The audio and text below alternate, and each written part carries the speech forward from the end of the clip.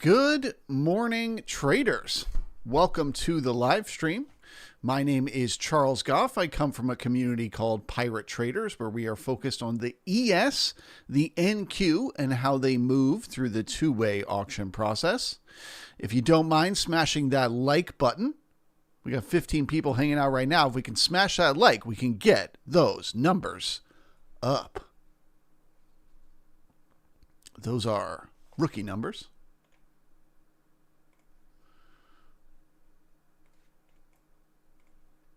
All right, well, let's get into the market and what's been happening over the last few days and what we might expect to happen today.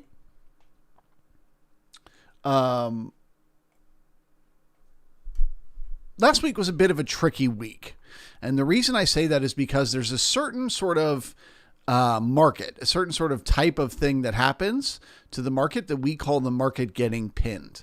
And the best way to basically think about it is it's not that there's always an exact level, that it's like this is the exact level and the market is stuck at this exact level. It is more like just a range. It's like a thing where behaviorally the market can't get away from a certain area. And so that pin to us is that area right here around this large cumulative node. Let's call it 6475. Okay. 6475 is right there. So that's our pin. And essentially what's been happening for the last few weeks is every attempt that the market makes to try to break away from that pin, it gets pulled back again. It tries to break away, it gets pulled back again. It tries to break away, it gets pulled back again. It tries to break away, it gets pulled back again. Okay? That's what's been happening, is that the market tries to break away from this level, 64.75, and the further it goes away, the more likely it is to come back again. So as of today, as of Monday morning, that is still true. This market is still pinned. Why do I say that? Because of what happened on Friday. Okay, let's take a second to just look at Friday's range here, and we'll talk about that. It was a very large range, but there was a lot of really peculiar things that were going on last week. So first and foremost, we had a spike up on Thursday. That's a sign of momentum. That's a sign the market is going to keep going up. So then we opened with a gap up on Friday, and we went and made new all-time highs. That is a gap and go. A gap and go after a spike up is as bullish a scenario as the market can get. And then we got to new all-time highs, blue skies, as we would describe it, where there is no resistance above, right? Because everybody takes profits at different levels when you're at all-time highs. So the market had every reason on earth to keep going higher on Friday. And if it didn't really have momentum, what it should have done is just kind of danced around in the upper end of the range. You know, it should have danced around in the overnight range here for the rest of the day if it couldn't keep going beyond that all-time high. But that's not what it did. It did a spike up, followed by a gap and go, made new all-time highs, and then immediately started to sell off. The momentum just flipped, just like that. In a moment. The second that we made that new all-time high, the market was like, okay, cool. We took out the stops we wanted to take out up here. And then it just pounded lower and lower the rest of the day. So that by the end of the day, we had engulfed the entire previous day and overnight session within a single day. When you have an engulfing day like this, where one day engulfs the previous day, that is a sign that there is no clear edge in the market. No one is in charge. It's not that the buyers were really in charge, and that's why we got new all-time highs. We went up just to take out the stops. Okay, that was the only reason we went up. And us going down was not because suddenly the market got super bearish, but just because there was nobody left to go long at the high. So this market is still in balance. Make no mistake. This market was in balance as of the close of Friday, and in my opinion, is still in balance right now, which means this market is still pinned, which means we're going to get more of what we've had the last 2 weeks, where the market can go up, but then it comes back down. It can go down, but then it comes back up. It's just going to keep going sideways. So then you say to yourself, all right, Charles, we can't stay pinned forever. We can't stay stuck in this range forever. What would be a sign that we're ready to break away from this range? Well, first off, we have to pick a direction. So let's zoom out and we'll take a look at the daily chart just to draw a balance area. Real quick, while we're opening up the internet tab, I just wanted to mention this. So Bookmap did this competition a couple months ago where they let people take pictures of their setup, your screens, your computer, the way that you trade. Okay. And they gave away a bunch of free stuff if you were willing to post a picture online somewhere with the hashtag, and they would find your picture, they would choose their favorite, and then you would get awards. Well, it was a big hit. A lot of people loved it. So they're doing it again. It is up and running starting September 2nd. Okay. And it is basically going to run for the entire month. And you post a picture of your setup, your computer screens, your desk, the area where you trade, but you include a picture of your pet. You must include the picture of your pet on the screen. And if you do that, you can win, lots of awards, right? You got 1 month of Global Plus to win. So definitely worth considering. It's a lot of fun. It's just a fun thing to do. It's nice to see other traders, posting their pictures of their setups and stuff, because it just makes you realize you're not alone. You see everyone else is doing the same thing as you. Their screen looks the same as you. And so, now let's see if we all have the same cats. I have no pets, so I can't participate in this one. But anyway, okay, let's take a look at the daily chart. So this is a very messy balance area that we have right here. It's just all over the place. But if I had to draw, some sort of range that I could think, are we going to break out of this range? I very rarely do this, but today I would draw it more as sort of a triangle than a straight up horizontal range. I would draw it more like that. Yes. So this is kind of how I see the balance right now for the market. Okay. So that would imply if we can get below this trend line and get some new selling, the market can break out of the range and go much lower. If we can get above those all-time highs and turn it into support, we can make a big move to the upside. Okay.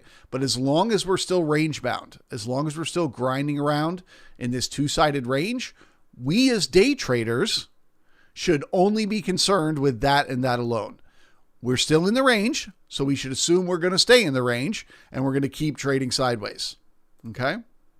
With that in mind, the market could go up, down, or sideways today, intraday. Even if this week we're going to break away and go higher or break away and go lower, intraday today, anything is possible. So how am I looking for trades intraday today? How am I looking to understand what the market is doing? Well, the first thing that we talk about is something called a chop zone. Okay, if you don't know what a chop zone is basically just a place on the chart where there's really no edge, where you don't know for sure if one thing or another is going to happen. Is it going to go up? Is it going to go down? What's going to happen? There's two different chop zones that we could draw this morning. And depending on how you trade and how you execute, you may want to trade these chop zones differently. So the first one would be the overnight high, which is 6508, to this little node right here where you can see the overnight range tapers off in terms of time. It's just below the halfback of the overnight range. So that is 64.93. So that is a chop zone. If you're looking to take trades, first thing this morning, you're like, I have got to enter a trade. Personally, I would recommend you don't do it inside that range. Wait for the market to get above the range to enter a trade, or wait for the market to get below the range to enter a trade. If you are going to enter trades at those edges of the range, how do you enter them? Very simple. If it's above the overnight high and it's bullish, it's finding support, you go long. And the target is to backfill the single prints to 65.24. Okay. If the market pushes above the overnight high and it's not finding support and it starts to come back into the overnight range, you can go short there, and the target is the opposite end of the range. So you can go short at 65.08 and target a move to 64.93. The same thing is true at the low of that range, right? If the market were to come down here and it were to get new selling and get resistance, you could target a trade to get to the overnight low around 64.80, or a look below and fail, you could target to turn around and get back up to the opposite end of the range. Okay. So if you need to trade first thing this morning, you're like, Charles, I heard you give your whole lecture about how anything can happen today. The market could go up, down, or sideways because we're imbalanced by pin. I heard all of that, but I don't care. I have to be in a trade first thing this morning. I don't care if I have no clue where the market is going to go in the days ahead. I freaking have to be in a trade. That's your chop zone. Okay, that's your range. Now, if you're willing to be a little more patient, if you don't need to force trades first thing in the morning this morning, and you can kind of kick back and let the market do its thing, I would use the entire overnight range as a chop zone. Meaning I wouldn't be entering trades anywhere inside this overnight range. I would just let the market go up and down as much as it wants inside of here. It may do it for 5 minutes. It may do it for 5 hours. We don't know how long it will chop inside the chop zone. But the point is, as long as it's still in the chop zone, we are not entering trades. We're waiting for more information. We're watching the tempo. We're watching the volume. We're watching, where the support and resistance happens. And we're trying to build a narrative in our mind to understand what the market is doing before we enter trades. Okay. If you are doing that, then same thing as I just discussed, the overnight high is the chop zone high with the potential for a look above and fail or a look above and go. And the overnight low is that chop zone low, where again, we would look for resistance for continuation to the downside, or a lack of resistance would tell us we're going to turn around and rotate back up. To me, that edge, the overnight high and the overnight low, is a much stronger, better probability of working out in your favor than trying to sell support or resistance inside the overnight range. Because the market is pinned, you guys need to understand, this is not like it's not a regular day that we're opening up. If this is just a regular old day where, yesterday the market made a higher high and a higher low and it was doing this, it was doing that, great. Then whatever, you do what you do. But this is not that. This is the market signaling to us on Friday, the very last day that it was open. It signaled to us that this market is going nowhere. It is just chopping around. It is only going up to take out stops and then going down to take out stops. It's really going nowhere. And so inside this range, there tends to be a lot of weird reversals. A lot of times where the market looks like it's going to do one thing, it looks like it's about to start trending higher, and then out of nowhere it reverses and tanks 100 points. It looks like it's going to keep going lower, and then out of nowhere it reverses and comes back up. That is a pinned market. And so as a trader, my number one goal is just to recognize, are we pinned or not? Is this a natural moment where the market is making natural moves, or is this a moment where the market is being artificially held in place, likely by options market makers? That's another discussion that we can get into. But, this market is being artificially held in place. And if I know that it's pinned, I know I need to be incredibly cautious with entering trades. There's no reason to force a trade in the first hour of the day on a Monday after on Friday, the market did this crazy reversal. Okay. Because really anything can happen and you don't have to be in a trade. If the market is going to go higher, just look at it zoomed out like this. If the market is going to head back down, there's a lot of money to be made. Hundreds of points to be made once we break the overnight low and get new selling there. If we're going to make the way back up to the all-time high, that's 50 points of a move to the all-time high if you just wait for buying above the overnight high.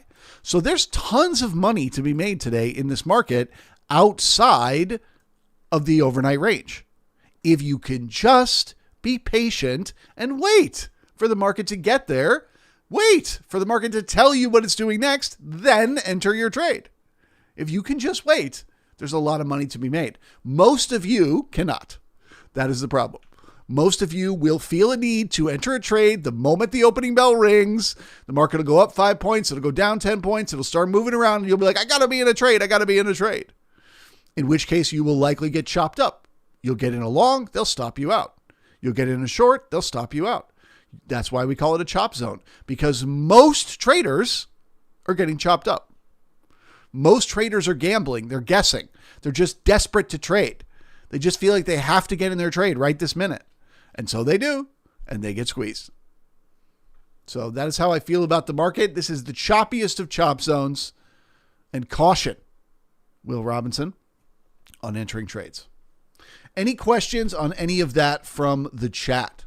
If you are watching this in the Bookmap Discord, you can head on over to the Futures-Charles tab, and you can say, ask your questions there. So far, I see Trader in there, and Justin. Good morning to you guys and welcome. Also, another quick announcement I just wanted to mention. I'll try to mention this again at the end of the stream, but next week, all of Bookmap streams are going to be on the Discord exclusively. So there will be no live streams next week on the YouTube channel. So if you are watching this on the YouTube channel, you will need to sign up for the Discord if you want to watch next week's stream on Monday morning, or any streams by Bookmap next week for that matter. Any questions from the chat? Good morning to Trevor. Welcome. Marcus here. Good morning to you. Will in the house. Rich is with us. Heart medicine. Good morning to you. Always good to have some heart medicine around. Crypto Writer is here. Again, if you have not smashed that thumbs up button, I really would appreciate a little like for the pirate. We got 76 people hanging out. Only 23 thumbs up. That means most of you hate me. You hate me. Just say it.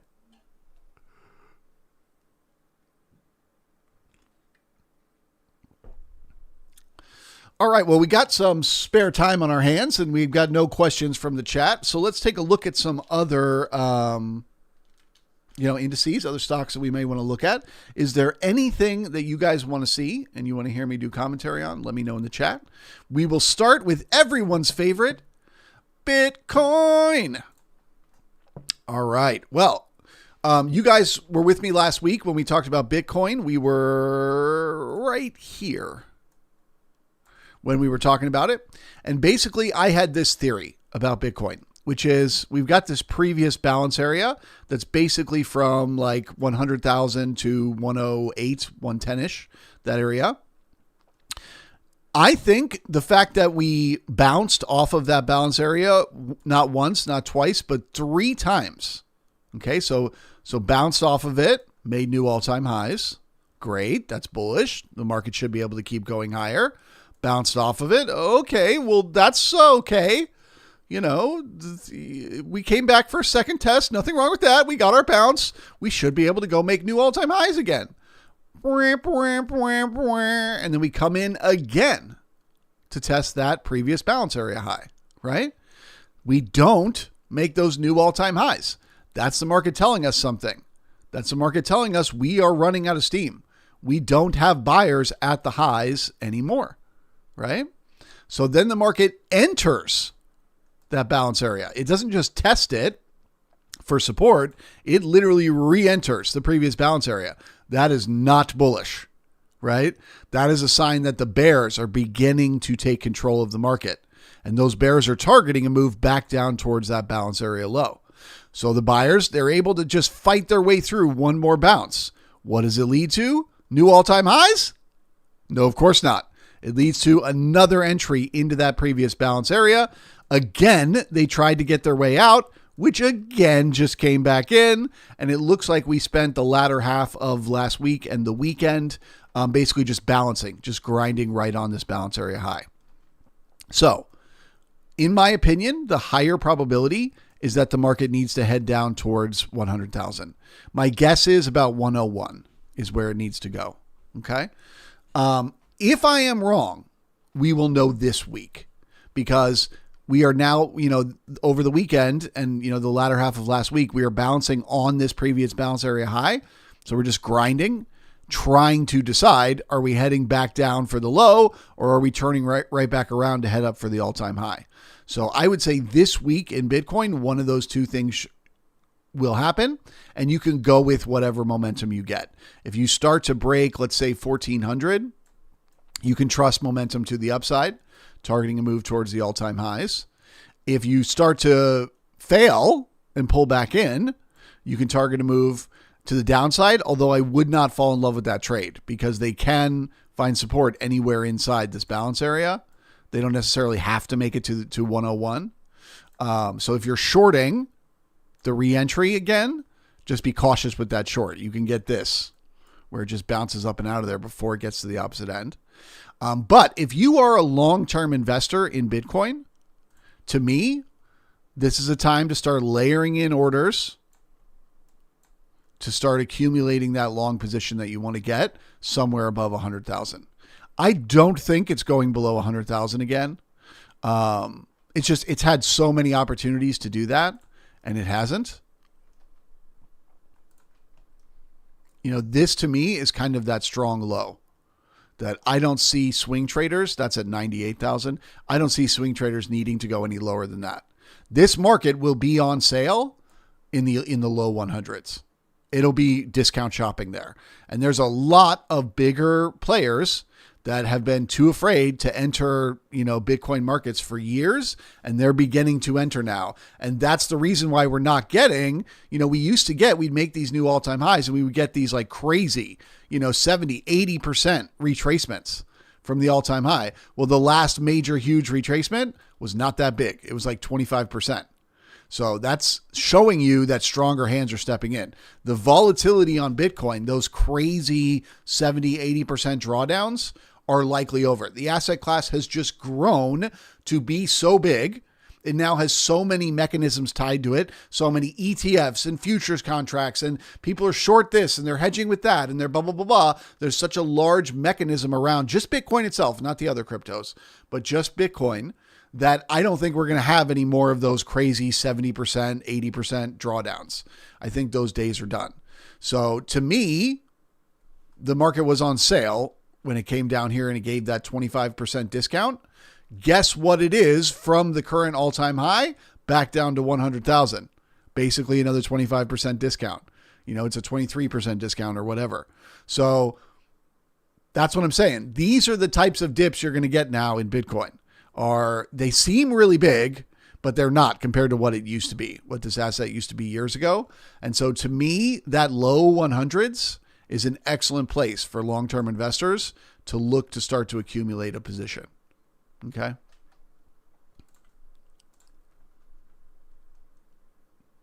Let's take a look at the NQ on the daily. It has been doing basically the same thing as the ES.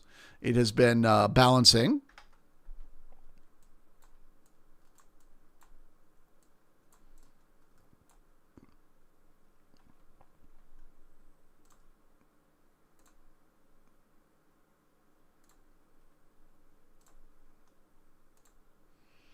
So again, I would draw it something like that right there, the balance. This is, of course, bigger picture. This is over multiple weeks, this balance. So the breakout isn't going to happen instantly in one day. But if we can get above Friday's highs and get some new buying up there, that could lead to the breakout to the upside. Or if we get down below this upward trend line that we've drawn here and get some resistance, that could lead to a large move to the downside. Until we get to one of those edges on the NQ, I assume we're just going to keep going sideways.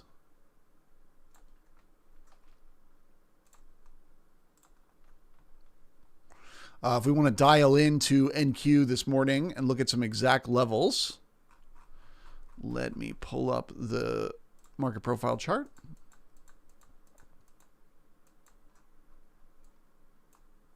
It's exactly the same as the ES.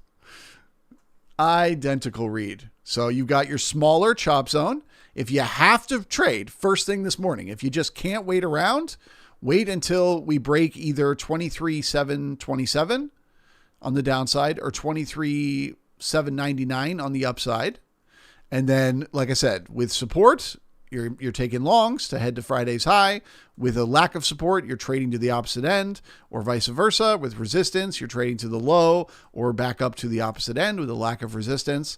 Or if you wanted to be more cautious this morning and you wanted to play it safe, use the full overnight range as a chop zone.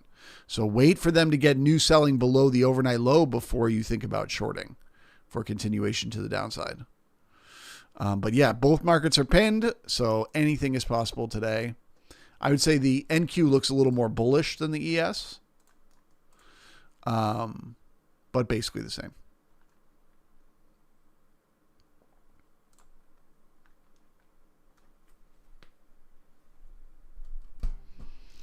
Heart Medicine says smash the like. I concur. Let's like it up. It's 4 minutes till the market opens. Maybe a few likes can get a few new people coming in.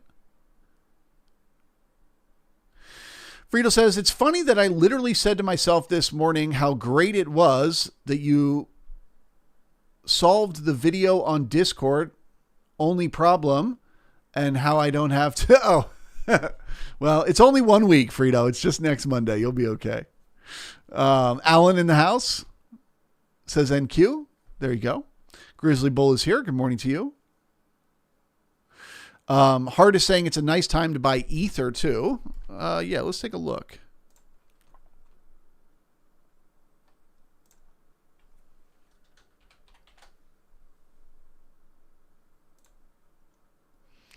Oh God.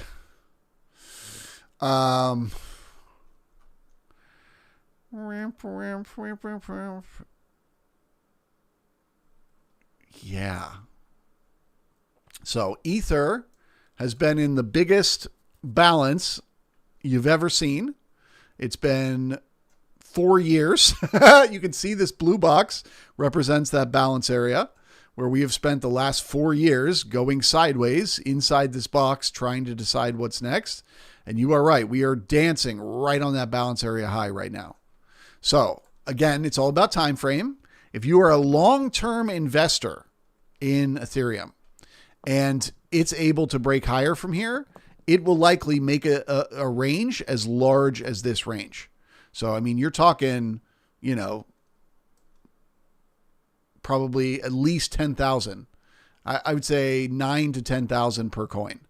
Okay. Easily doubling what it's currently worth once it successfully breaks out of here. Okay. So long-term investor wise, yeah, it's a time to look at ETH, but all it will take is a failure here.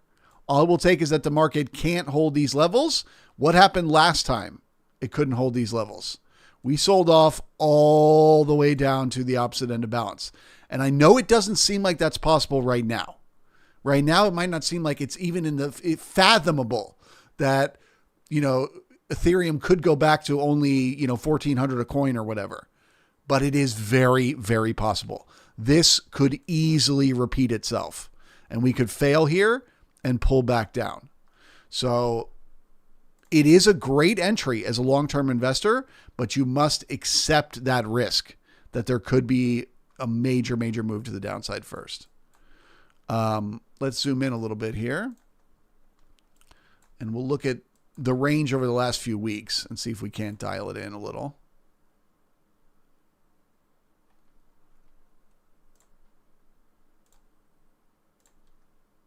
Yeah, this is not bullish to me.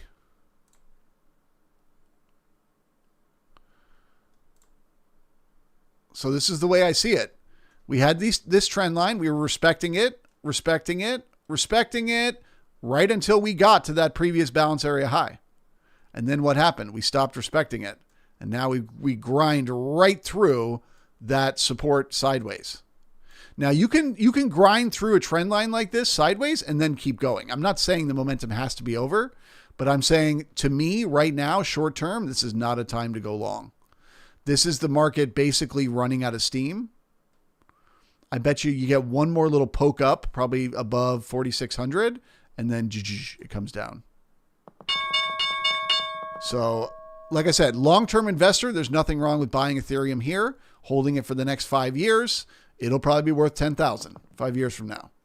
But you are taking on a lot of risk at this moment entering that trade. Okay, the stock market is open. Let's see what happens.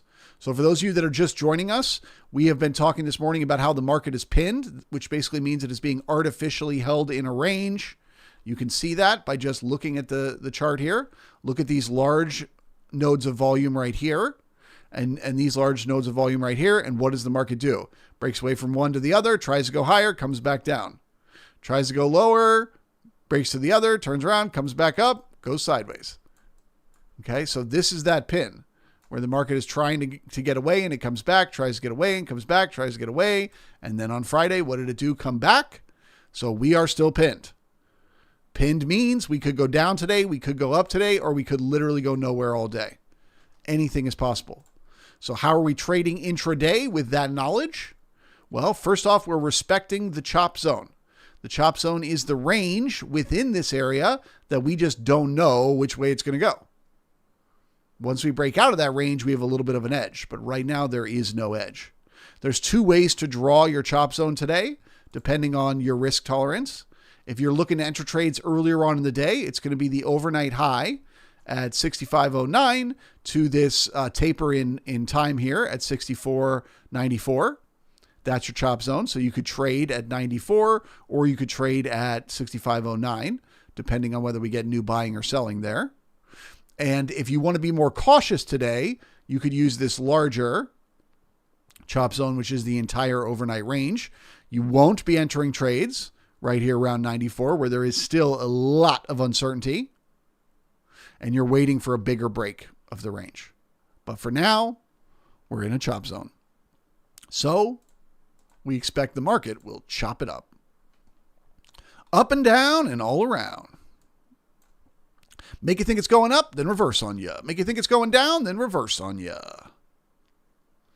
Inside the chop zone.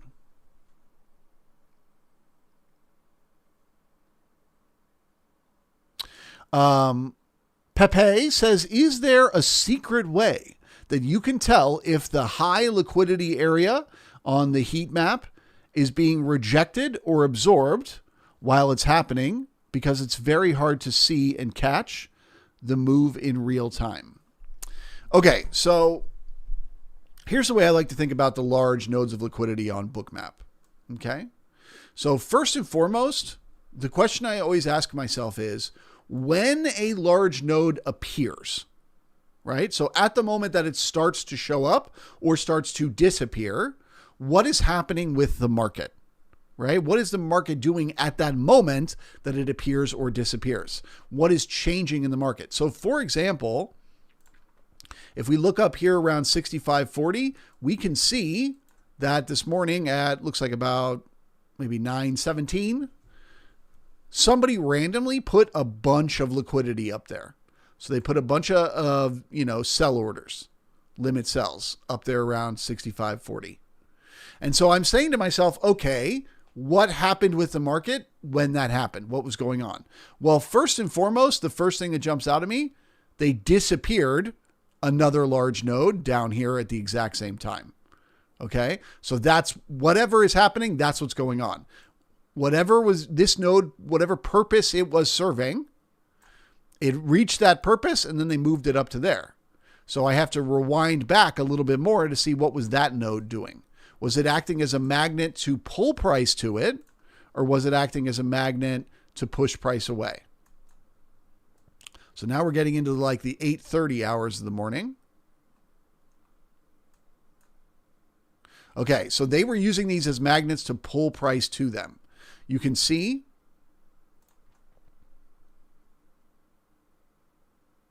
they were trying to push price away. So you could see the market was moving up when the first node appeared. What did that do? It pushed market away.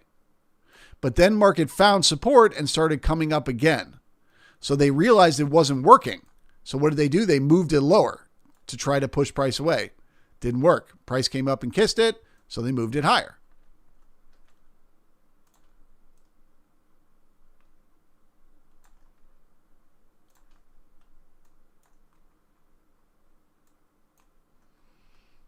Yeah, they were trying to scare price away. So as soon as price started to come back up again, they were like, fuck it. And they got rid of it.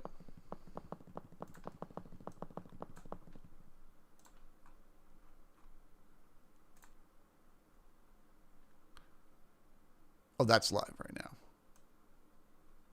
Yeah, so as soon as they got price was able to come up to 65.10, they disappeared it and moved it up to 65.40.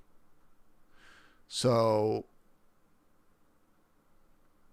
my reading of that is 65.40 is a magnet. This is going to pull price towards it today. Now, that doesn't mean price is going to get to 65.40. It just means that it's a magnet that's pulling up on price. The way it was here, until they disappeared it, it was pulling price up. Same thing here. Until they disappeared it, it was pulling price up. So likely it's going to pull price up towards it. If this suddenly disappears at some point throughout the day, what is my brain going to say? If it's been acting as a magnet that's been pulling price towards it all day, what is probably going to happen when that magnet disappears? Ramp, ramp, ramp, ramp. Price is going to turn around and go back down. So right now, as far as this large node of liquidity is concerned, I'm not worried about it. I'm not thinking about it. It's not a target for a trade. But if it were to suddenly disappear, I would be looking for shorts because it disappeared. Okay. So now let's talk about when you get to a node of liquidity. You know, how often does it actually fill, becoming resistance, or does it just disappear? In which case the market can just blow right through it. Well, the only way you can see that is if you zoom right in to the very moment where you got to that liquidity, and then you look at what happens when you get there. So in this case earlier, they pulled it before it even got to it, which they call spoofing. On this one down here, they let it partially fill, but they disappeared it.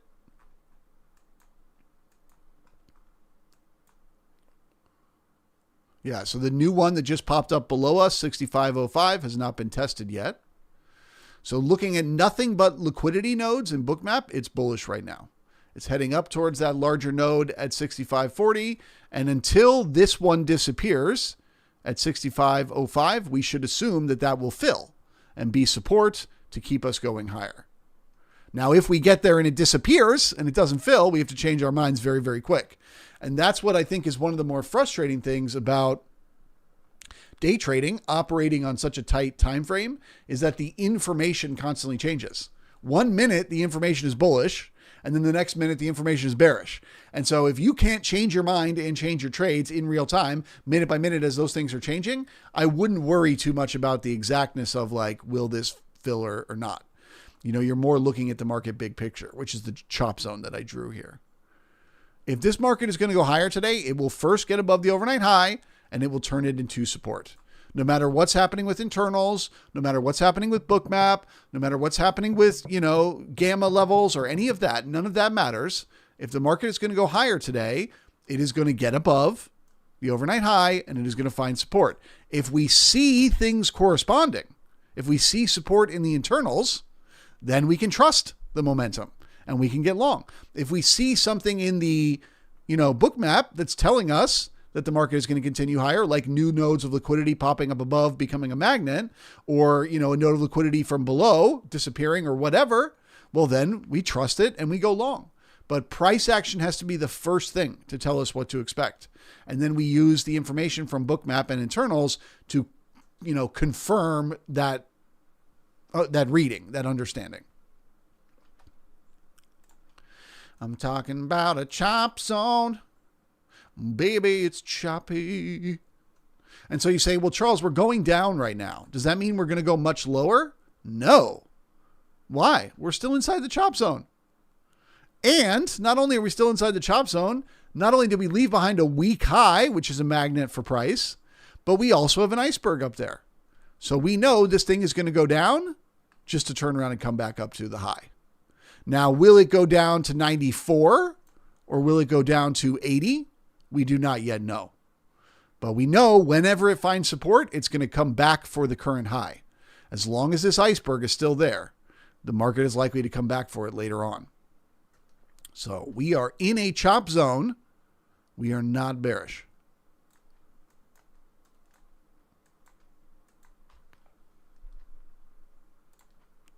I'm talking about a chop zone, baby, it's chopping. The last thing I wanted to mention today that I haven't gotten a chance to yet is today is the beginning of my workshop, Mastery of Markets and Minds. I only teach this workshop a couple of times a year, and this is the last one for this year. It starts today at 11 a.m. It is not too late to sign up if you head to markets, plural, and mind, singular.com, markets and mind. You can sign up and you can get hooked up for today. If you want to be in today's lecture, the first lecture of the series, you have to sign up before 11 a.m. today. If you sign up after 11 a.m. today, you will not be able to watch today's lecture because I'll be busy teaching it. And I won't be able to send you the email with the links, but you will be able to join from tomorrow for the next 2 weeks. Also, you don't have to watch any of the lectures live. It's better to watch them live because you can ask questions and I can answer them in real time, which is just the most effective way to teach. So it is best if you can watch it live, but all of the replays will be available for up to a year. So if you can't watch a particular session live, if you have to work or whatever, you can always come back and rewatch it anytime you'd like. So if you have been thinking about signing up for this workshop, it's $450. I'm telling you, once you are a profitable trader in the ES, you can make that back in a day. In 1 day of using the knowledge that you learn in this course, you can pay for the course. Okay, so it's a no-brainer to me. If you are not a profitable trader and your goal is to be a day trader who buys and sells the ES or the NQ, you should sign up for this course. Today is your last chance. marketsandmind.com. We would love to see you there. The course literally starts in an hour and 20 minutes. So this is your last chance to sign up if you are interested.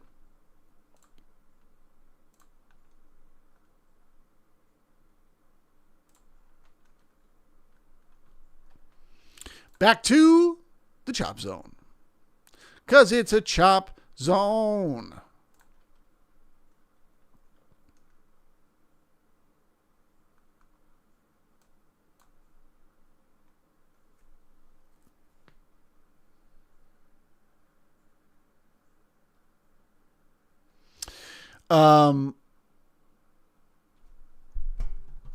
Charm mix me face. I cannot say that name.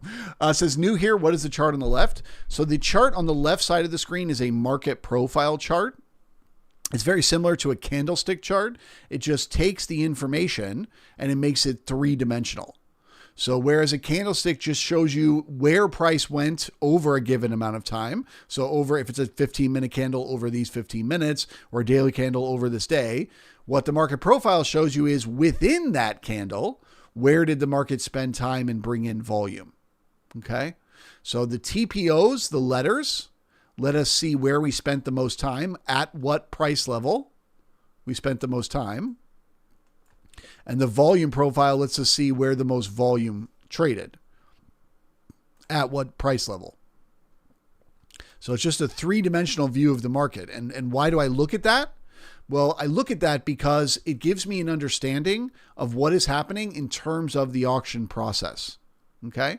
So the market is always in an auction process. It goes up to look for buyers, people willing to bid, people willing to go long.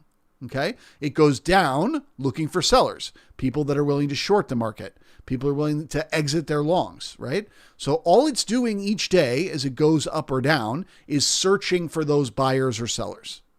Where would you guess buyers and sellers generally tend to do business? Surprise! They generally tend to do it in the same place over and over again. So if you can see on your chart where the market was doing business in the past, where was there more of one side than the other, and where was there two sides to the trade, you can guess where the market is likely to go or not go. So if we look at the overnight range from last night, the overnight range is this box right here. So that's basically from the close on Friday to the open this morning.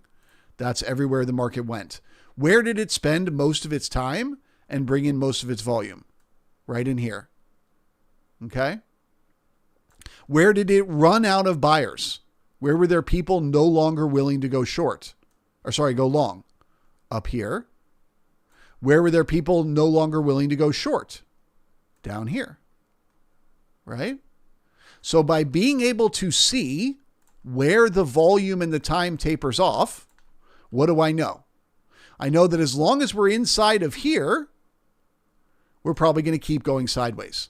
We're going to go up and then we're going to come down and then we're going to go up and we're going to come down and we're going to go up and we're going to come down. Why? Because that's what we did all weekend long inside this range. That's what traders are doing at this level right now. Traders are on both sides of the market.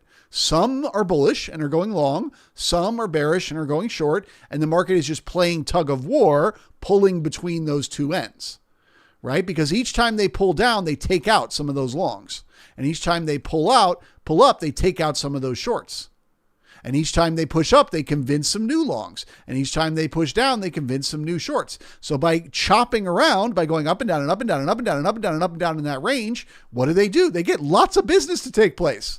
which is all the market cares about. It just wants to get you long, get you short, get you long, get you short. That's all it doesn't care where it is on the price axis. It doesn't care whether its next move is up or down. It doesn't care about any of that. It just wants as many contracts as possible to change hands. And so far, what does the market know? Well, it knows as long as it's inside that area right there, lots of contracts are going to change hands on both sides. So it doesn't need to leave that area. But what happens if it does leave that area? What happens if the area where we ran out of ran out of buyers last night? What if we push up there this morning and there are buyers there? Right? We do have support. We do have momentum. There are people willing to go long. Well, then the market's going to go up, right? But it's not just going to go up a little bit, because what else have we had inside this area the whole time? Sellers, right? We've had just as many sellers as buyers. It's been a two-sided market. So if the market were to open this morning and it were to push above that overnight high and it were to bring in some buyers up there, it's not just those people that matter.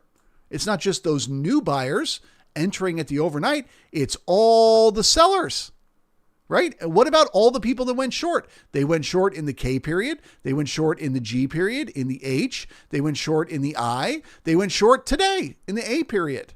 That's lots of people going short right here, right? So what happens if today the market pushes above that level and it starts to bring in new buyers? Well, you're going to get a move, right? The market's going to make a big move because you have to get all these shorts out of their trades, which is the same thing as going long. It's positive pressure. It's upward pressure for the market. So as you get new buying, that leads to short covering. But now more people start to FOMO in. They start to chase because they didn't buy the low today. They didn't buy a look below and fail of the chop zone low. They waited or they chased. So now they're going to start FOMOing in. And what is that? That's new buying. And guess what that new buying is going to do? Any of these sellers that didn't get squeezed on this first move, they get squeezed on the next one. Okay. So that's why we look at the profile, because it shows us those places where the auction process comes to an end. By knowing where the auction process has come to an end in the past, we know where it's likely to start the big move today. If it's going to make the big move, it's going to be at one of those places. And we know as long as we're still inside that range, as long as we're below that high and above that low, what is the market probably going to do? It's going to go sideways. So that's why when the opening bell rang this morning at 65.04, ironically where we are right now, I said it's going to be a chop zone. And what did the market do from that opening bell? From 9:30 a.m., what has the market done? It went down, then it came straight up, then it went straight down, then it went straight up, then it went straight down, and now it's in the process of going up. It's chopping. It's grinding. How could I have known? Do I have a crystal ball? Am I some, amazing market reader with some secret ability? No, there's no secret. There's nothing to it. It's simple. It's just the market does business in the same place over and over again. When it starts to break away from that place, either up or down, you force half the participants from inside that range to cover, and then you get a big move. We were talking about that this morning on a 4-year long basis on Ethereum, right? So let's think about this as just a balance area, over the next few hours. This is an area where the market is balancing. Okay. Well, then when we zoom out and we look at Ether,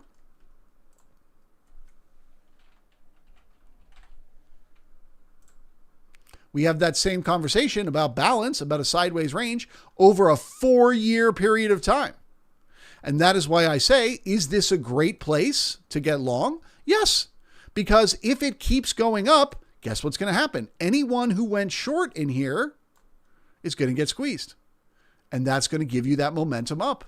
So is this an excellent place to get long? Completely. Yes, it is. In the years ahead, you'll be very happy you got long here because there's a lot of sellers to squeeze and a lot of momentum to the upside to gain from that. But what happens if it doesn't find the support? What happens if it starts to pull back into that balance area, right, in the weeks ahead? Well, then all these buyers start to get squeezed. And that's how you can very easily move to the opposite end once again.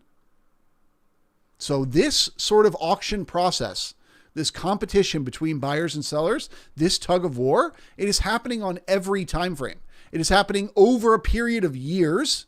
It is happening over a period of months, over a period of days, over a period of weeks, over a period of minutes, hours, all of it. Every time frame you look at the market, the same thing is happening. If I were to zoom in and look over multiple seconds, okay, so let's look at, here's a 2-second period of time.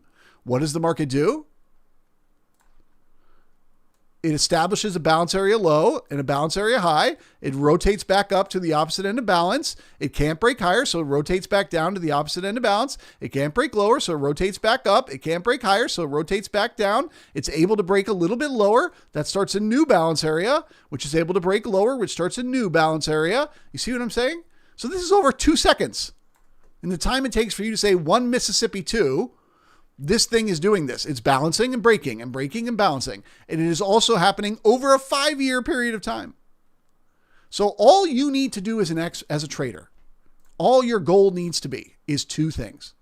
Goal number 1, become an expert at reading that auction process. Become an expert at recognizing when the market is in balance and when it's breaking out of balance and it's beginning the phase of momentum.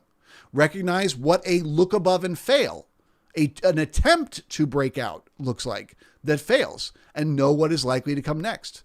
Then you pick your time frame. You say either I'm a long-term investor and I'm going to watch this shit happen over a period of years. I'm going to buy, Ether in 2022 when it's down near the lows, and I'm going to take profit on it in 2025 when it gets back to the all-time high. Right? That's how you trade as a long-term investor. You look at these patterns over many, many years and how they're playing out. And you have to sit in those trades for years. Or you choose to look at that as a day trader and you say, I'm going to sit in this trade for the rest of the day. Or you choose to look at it as a scalper and say, I'm going to sit in this trade for the next 5 minutes. So first you become an expert at reading the auction process, which is the same no matter what time frame you operate on. It's always the same process. Then you figure out which time frame do you perform the best at. If a person were to decide, I want to be a football player, it's not like there's only one thing they do. Once you decide you want to become a football player, then you have to figure out which part of the team am I the best fit for.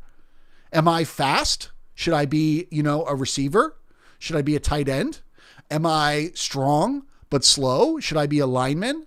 Am I quick thinking and I have a good arm? Should I be a quarterback? Am I just quick thinking, but I'm just raw fucking muscle? Well, then I should be a linebacker, right? It's like you got to figure out within the game of football, what is your personal physical build, your personal, brain and your ability to handle things happening in the game in real time. Where do you fit best on that team? So first you decide to become a football player, you learn the game of football and everything there is to learn about football. Then you pick your role, the job you're going to have on the football team, and you become the best you can possibly be at that job. If you're a lineman or a linebacker or a receiver or a quarterback or a kicker or whatever you are, you just become the best in the world at that thing. And if you do, you'll be a professional football player. You'll be in the NFL. The same thing is true of trading. First, learn to read markets, like learning the game of football. Learn to read the auction process. Learn to understand why the market does what it does, where it does it. Learn to be able to read it, to be able to recognize it happening in real time as it's happening, and then choose the position you're going to play. Am I going to be a scalper? Am I going to be a day trader? Am I going to be a swing trader? Am I just going to trade one asset? Am I just going to trade the ES for the rest of my life? Or am I going to trade individual stocks? And I'm going to trade a different stock every day based on what that chart is giving me. Am I going to trade commodities? Am I going to trade crypto? Decide what your market is and decide what your time frame is. And then all you need to do is set apart the mission of becoming the best in the world at that. And that is a personal journey of skill development. I want to be better today than I was yesterday. I want to be better tomorrow than I am today. And if you line everything up like that, you learn to read the market, you find the market that's right for you and the time frame that's right for you, and then you just develop your skills over time, you will be a professional trader, just like you'll be in the NFL if you get good enough at football. So that is what my workshop teaches. This workshop that I'm starting today, Mastery of Markets and Minds, that's what it's all about. Yes, I will teach you my system for trading. I will teach you every single thing I use for trading. I'll teach you the charts. I'll teach you the tools. I'll teach you my trading principles. I'll teach you my trading setups. I'm going to teach you everything there is to know about how I trade. So you could trade exactly like me if you want. But honestly, that's not what's going to help you. What's going to help you is I'm going to teach you the process you go through to find your way of trading. The way that is right for you, no matter what markets you end up trading, no matter what time frame you end up operating on. Knowing the steps that you need to go through to be able to be that professional, that's what it's all about. So a lot of you come to trading like this. Somebody makes a lot of money. Somebody you know, a friend or a coworker or something like that, makes a lot of money trading. They tell you it's easy. Oh, I just bought this, call option on Tesla and I made all this money. And then you decide you want to start trading. It turns out your friend just got lucky. That's all it was. And you can get lucky and make a lot of money in trading. You can walk into a casino, put 1 quarter in a slot machine, pull down the thing and make $10,000. It happens. It happens every day. Somebody walks into a casino and randomly makes a ton of money out of nowhere. So people do get lucky in trading. You do get lucky in the market. But the problem is that luck is not repeatable. It's not consistent. If you want to get to the point where you can consistently make money, well, then you need to learn how to read the auction process, find the asset that's right for you, find the time frame that's right for you, and then commit to years of getting better and better at it. And that's what most people never figure out. They just search for a setup. They just search for, if I can just get Bookmap, I'll be profitable. If I can just learn this particular setup, the look above and fail, the overnight high setup, if I can just learn that, I'll be profitable. No, you won't. Because it might help you for a week, it might help you for a month, but then the markets are going to change. If you want to be an successful trader, you have to learn to handle every market, every day, no matter what is happening. And that requires you to do the thinking yourself. You to understand why you have the feelings you have. Not some furu on, YouTube told you to do it, but you yourself saw this is a behavior that happens over and over again. When the overnight range looks like this, we often run out of steam and come back down, or we run out of steam and come back up. So you know how to enter those trades. So if the day comes where the market opens and it just instantly pushes higher and it's doing something totally different, you'll know how to handle that as well.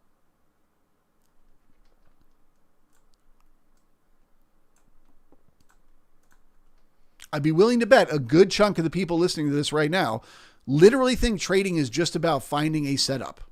They're like, if I can just learn a profitable setup, I promise you every setup that exists stops working. So you will spend your whole life searching for that profitable setup. Forget that. Forget setups and become an expert at reading the market and understanding what the market does, where and why. Become an expert at your market on your time frame, and the setups will just come to you. I promise. You'll just randomly think of it. You'll just suddenly be like, oh, wow, we're in a chop zone. We're inside the previous day's range, and we're inside of some single prints. Okay, well, that means if we can get above the overnight high, we're going to backfill the single prints to 65.24. Okay, so what am I looking for? I'm looking for support up here. I'm looking to go long and take profits right there. The trades will just come to you once you understand the market and what's happening. You don't need to have an exact trade setup where you trade that every day. Every time the market pushes above the overnight high, you just automatically go long. You don't need to think like that because you can understand what's happening up there and what's likely to come next. And you can do business like that. That's the edge in trading. Being able to adapt every day in real time to whatever the market is giving you on that day. Okay, so one more time, I just want to remind everybody all next week, Bookmap's live streams are going to be on the Discord only. So you will not be able to watch on YouTube next Monday. You'll have to sign up for the Discord if you want to watch there. I'll be back as normal the following Monday on YouTube, but just for next week. So if you have not signed up for Bookmap's Discord, it's pretty easy to do. Just head to their website and you'll find directions there. Sign up for the Discord. Get yourself activated and ready to go so that next week we can all hang out here together. Let me see if there are any final questions I may have missed.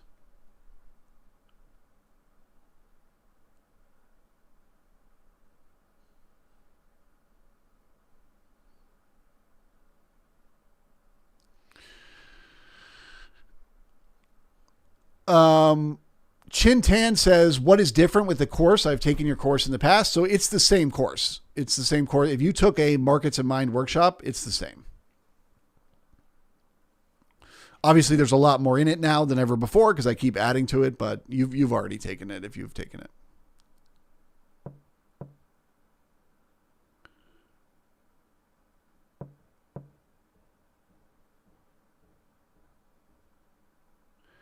Thank you, TF.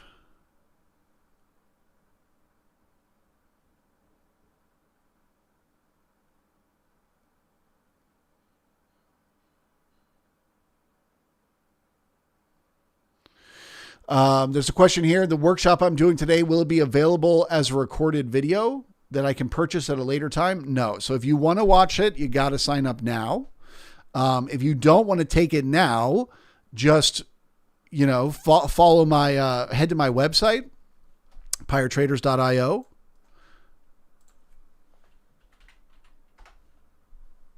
Scroll down and just sign up for the newsletter. The email, it's free. Just sign up for the newsletter. And whenever I'm teaching another workshop, it'll be next calendar year, probably like February.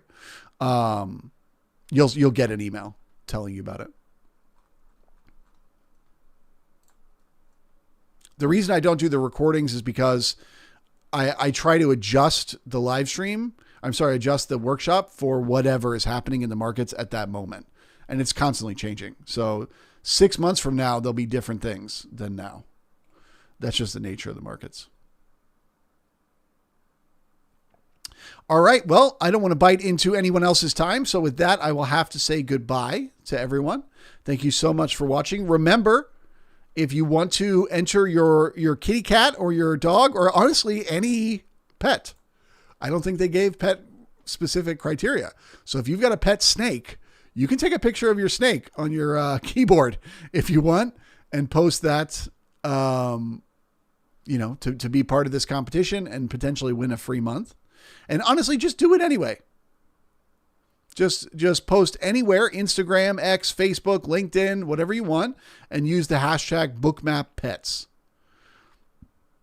And it's fun. All right, guys, we will see you next week in the Discord.